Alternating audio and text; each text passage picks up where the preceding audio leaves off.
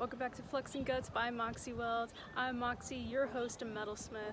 If you're new to the channel, this channel is all about metalsmithing, welding tips and tricks, fun projects, gear reviews, shop talk, and so much more.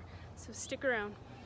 Guys, so in this episode, I'm going to show you guys two methods, basic methods of filling a gap.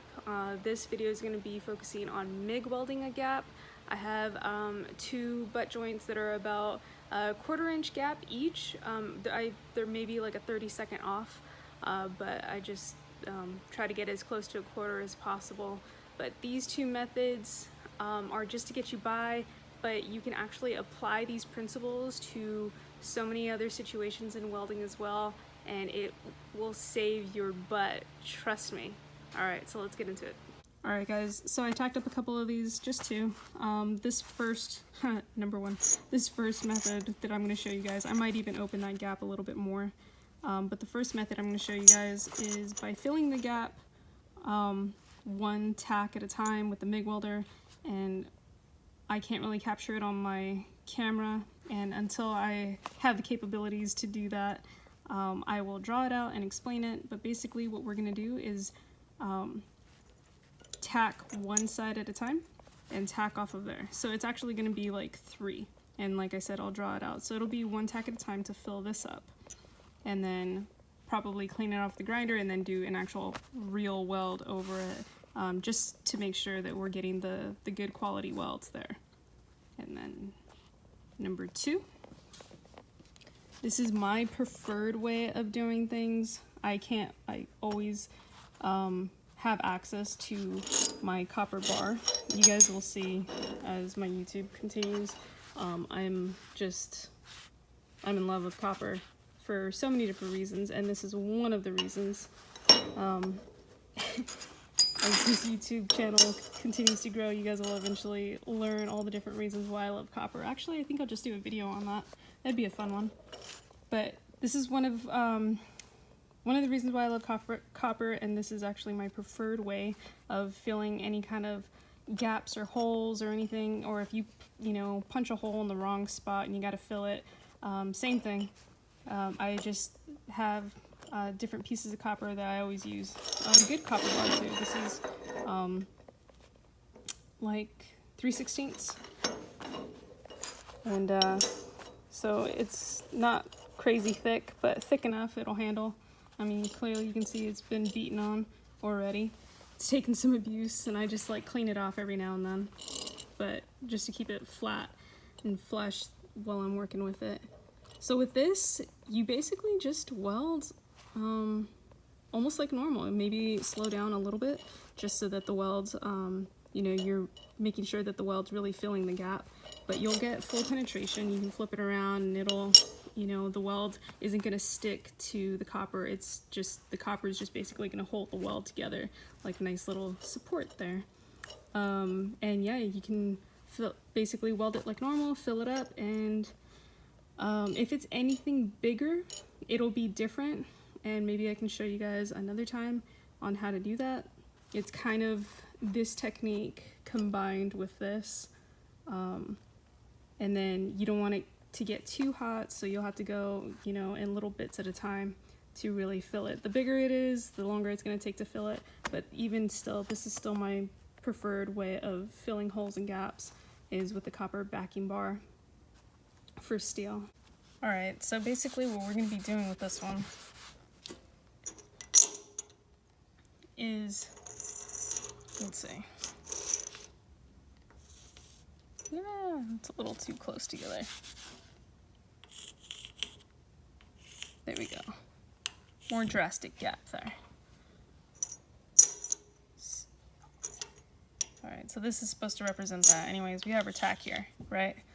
So that tack makes actually 3 points for us. So 1, 2, 3 points. And how to get that tack, I'll show down here, is you do 1 tack here and 1 tack here. They might, depending on how big your gap is, it might still have a gap, and then you'll have to let it cool and then do another tack and then another until it connects. Or if it's a smaller gap, kind of like that, that fused pretty quick. So within about 2 tacks, I got it, you know, I got them to fuse together right away. And then I just went ahead and put a 3rd tack as well. And then from here, like I said, you have, so that's how you form those 3 points. And then you're going to want to make sure that you're cooling it off. This is, you know, doing it without a backer bar or anything, just free as it stands. You're going to put like 1 tack here and then let it cool, another tack here. And then again, depending on the gap, it might be a little bit more drastic. Like you'll have a tack here and then a tack here, and then you have to put a tack in the middle. And then you just basically keep filling it up, and you want to just alternate so that every time you alternate, it's actually cooling down that one spot where, you know, if this was our last tack and then we jump over here, so then this one's going to be cooling down while we're putting this tack, and then jump back over, and then this one's going to cool down when we put this one on, and then so forth. So just make sure you're keeping an eye on your pattern. I think I even lost track of my pattern right now as I'm doing this, but that's basically the idea of when we actually go to MIG weld this together.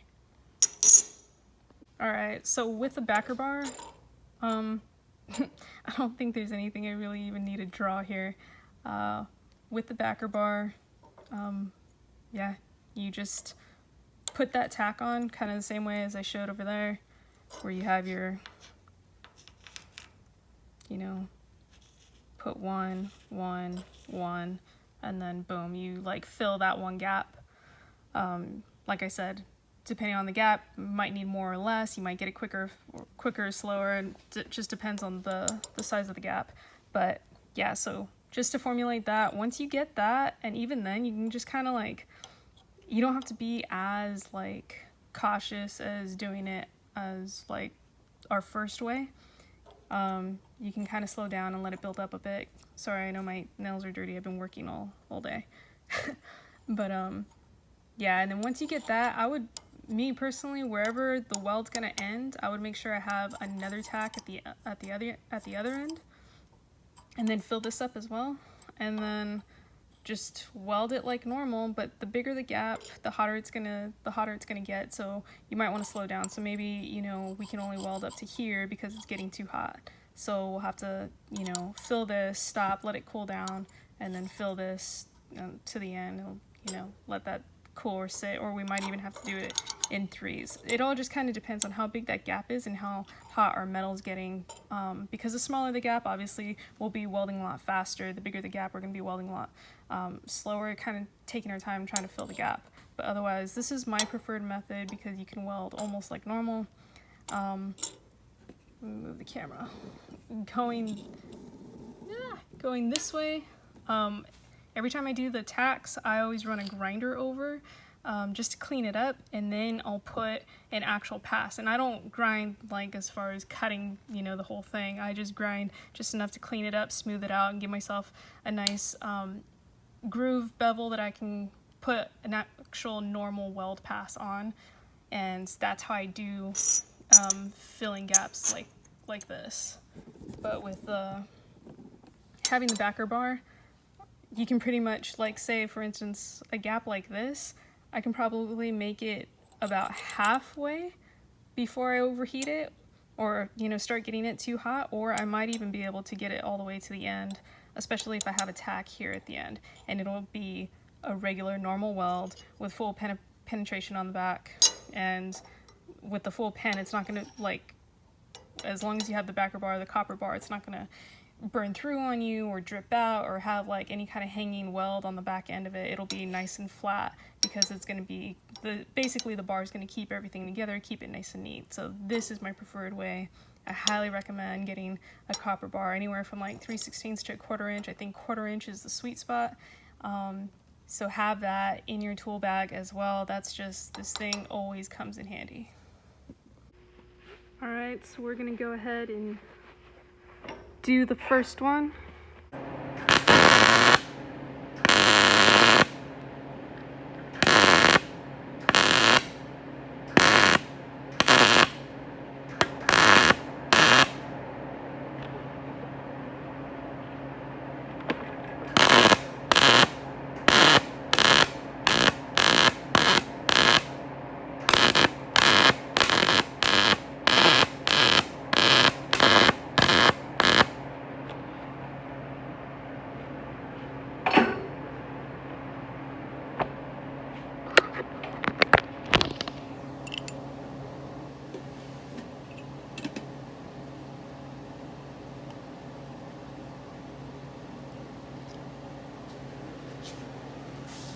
so you can see it's all filled up. It didn't take long at all, but it's just not very pretty.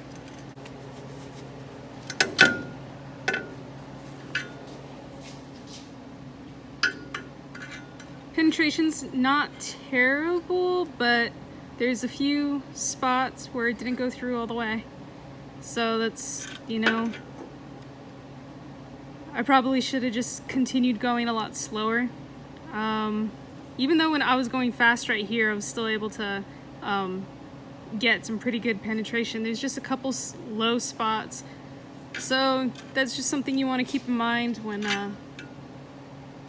the part that you're trying to fill, how critical it is to have full pen. But usually you're gonna want full pen no matter what. And yeah, so this is fine. It's a way, one way to fill a gap with the MIG welder. So now let's move on to the second way with the backer bar.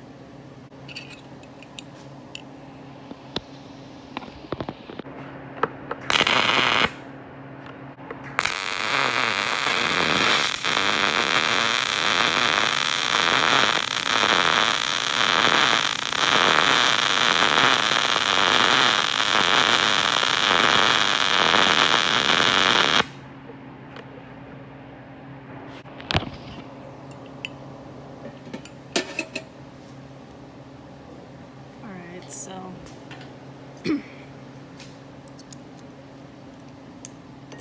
I mean, you can see an obvious difference between these two. Let's scoot that back a bit. Here, let's get a brush and brush that. Hold on, let's hold these up together. All right, it's kind of hot.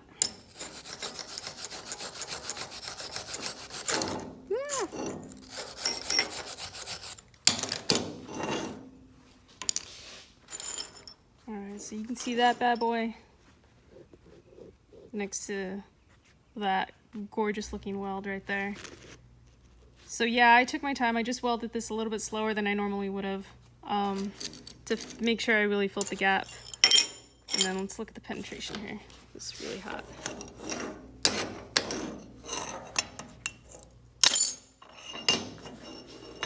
So you notice you can see the burn, but it doesn't stick at all, which is awesome. And then look at the penetration difference here. Move that out of the way. And we can do it like that. There we go.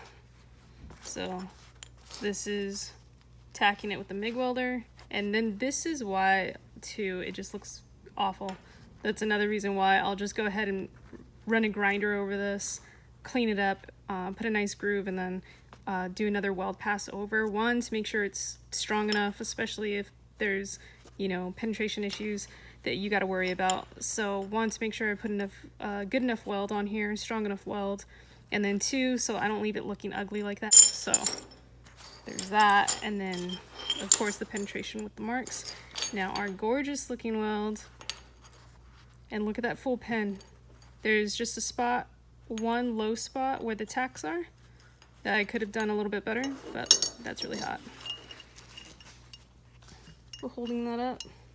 You can see that perfect penetration the whole way. You can see how it's sticking up, you know, like a 32nd to 16th. I know it's a little higher over here, but that's perfect penetration all the way through. It doesn't stick. So you just, no cleanup work, no, you know, issues with penetration.